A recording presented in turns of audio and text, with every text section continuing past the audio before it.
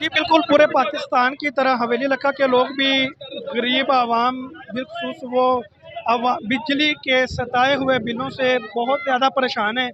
आए रोज़ हुकूमत की तरफ से कोई पॉलिसी नहीं होती। जब इनका दिल करता है आवाम पे कभी पेट्रोल पंप करा दिया जाता है, तो कभी बिजली के बिलों में नाजायज़ इजाफ़ा, नाजायज़ टैक्सेस लगाकर इनको परेशान किया जाता है। लोग, गरीब लोग बेचारे फाकों पर मजबूर हैं, खुदकुशियाँ कर रहे हैं। मेरी हुकूमत वक़्त से ये अपील है कि खुदारा होश के नौकन लें और गरीबों के हाल पे रहम करें। आए रोज़ टैक्सेस की वजह से ये जो आवाम पे रोज़ नया से नया शोशा छोड़ा जाता है, नया से नया जुल्म का पहाड़ ढाया जाता है। मेरी हुकूमत वक़्त से ये अपील है